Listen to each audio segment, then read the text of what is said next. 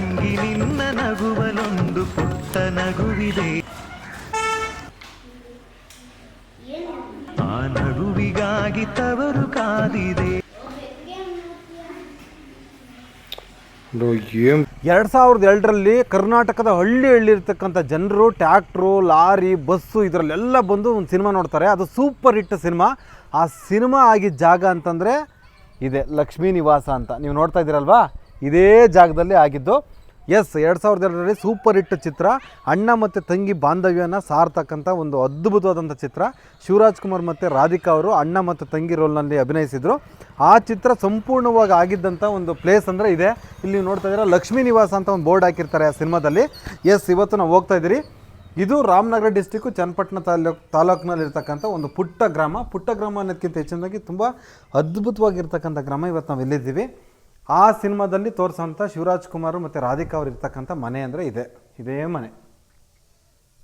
ಈ ಮನೆಯಲ್ಲೇ ಶೂಟಿಂಗ್ ಆಗಿದ್ದು ಆ್ಯಕ್ಚುಲಿ. ಎಸ್, ಕರೆಂಟ್ ಬಂತು.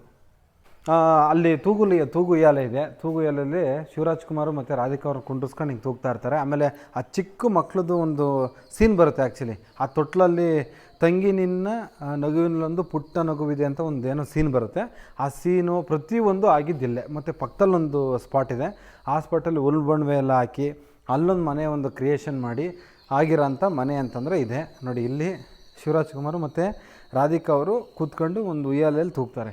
ಇಲ್ಲೇ ಶೂಟ್ ಆಗಿದ್ದಂಥ ಒಂದು ಸೀನ್ ಇದೆ ಆ್ಯಕ್ಚುಲಿ. ಅಂದರೆ ಇವತ್ತು ಅಷ್ಟೇ ತವರಿಗೆ ಬತ್ತಂಗಿದ್ದು ಯಾವ್ದಾರು ಒಂದು ಸೀನ್ ಬಂದರೆ ಇವತ್ತು ಜನ ಟಿ ವಿ ಮುಂದೆ ಕೂತು ನೋಡ್ತಾರೆ. ಯಾಕಂದರೆ ಅಷ್ಟು ಒಂದು ಬಾಂಡೇಜು ಬೆಸೆಯುವಂಥ ಒಂದು ಸಿನಿಮಾ. ಓಂ ಸಾಯಿ ಪ್ರಕಾಶ್ ಅದಕ್ಕೆ ಡೈರೆಕ್ಟ್ರು, RS ಗೌಡ್ರು ಅದಕ್ಕೆ ಪ್ರೊಡ್ಯೂಸರು.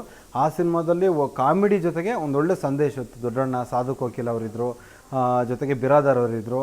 ಆಮೇಲಿಂದ ಅದಕ್ಕೆ ಒಂದು ಸ್ಟೇಟ್ ಅವಾರ್ಡ್ ಆಯಿತು. ಯಾರಿಗೆ? ಕೋಮಲ್ ಅವ್ರಿಗೆ ಒಂದು ಸ್ಟೇಟ್ ಅವಾರ್ಡ್ ಆಯಿತು.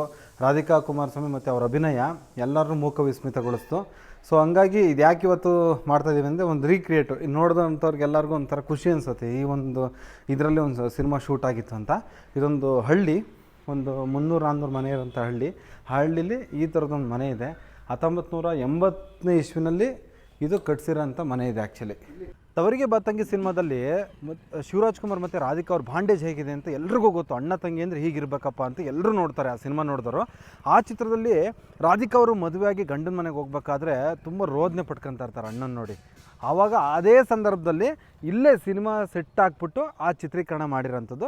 ಎಗೇನ್ ಅದಾದ ನಂತರ ಶಿವರಾಜ್ ಕುಮಾರು ಮದುವೆ ಆಗೋಂಥ ಸಂದರ್ಭ ಕೂಡ ಬರುತ್ತೆ. ಆ ಸಂದರ್ಭದಲ್ಲಿ ಸಿನಿಮಾ ಸೆಟ್ ಹಾಕ್ಬಿಟ್ಟು ಇಲ್ಲಿ ಉಳ್ಬಣ್ವೆ ಎಲ್ಲ ಇರುತ್ತೆ. ಆಮೇಲೆ ಒಂದು ಮನೆದೊಂದು ಚಿಕ್ಕದೊಂದು ಮನೆದೊಂದು ಸೆಟ್ ಹಾಕಿದ್ದಾರೆ.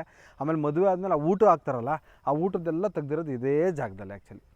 ಇವರೇನು ಬರೀ ಸಿನಿಮಾ ಸೆಟ್ಗಳು ಹೋಗ್ಬಿಟ್ಟು ಸಿನಿಮಾ ಆಗಿರೋಂಥ ಜಾಗ ತೋರಿಸ್ತಾರೆ ಅಂತ ತಿಳ್ಕೊಂಬೇಡಿ. ಅದ್ರ ಮೇಲೆ ವಿಪರೀತ ಒಂದು ಪ್ರೀತಿ, ಅಭಿಮಾನ, ಒಳ್ಳೆ ಕಂಟೆಂಟ್ ಇರೋಂಥ ಸಿನಿಮಾಗಳು ಜನಗಳಿಗೆ ಮತ್ತೆ ಆ ಸಿನಿಮಾಗಳು ಹೇಗಿದೆ ಶೂಟಿಂಗ್ಸ್ ಆದಮೇಲೆ ಅಂತ ತೋರಿಸೋದ್ರ ಸಲುವಾಗಿ ನಾವು ಬಂದು ತೋರಿಸಿರೋಂಥದ್ದು.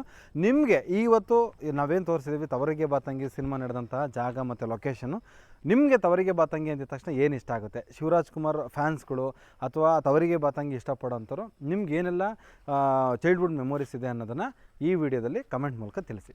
ಶಿವರಾಜ್ ಕುಮಾರ್ ಅಭಿಮಾನಿಗಳು ಯಾರೆಲ್ಲ ತವರಿಗೆ ಬಾತಂಗಿ ಇಷ್ಟಪಡ್ತೀರಾ, ಶಿವರಾಜ್ ಕುಮಾರ್ನ ಇಷ್ಟಪಡ್ತೀರಾ, ಅವರು ಈ ವಿಡಿಯೋವನ್ನು ಶೇರ್ ಮಾಡಿ.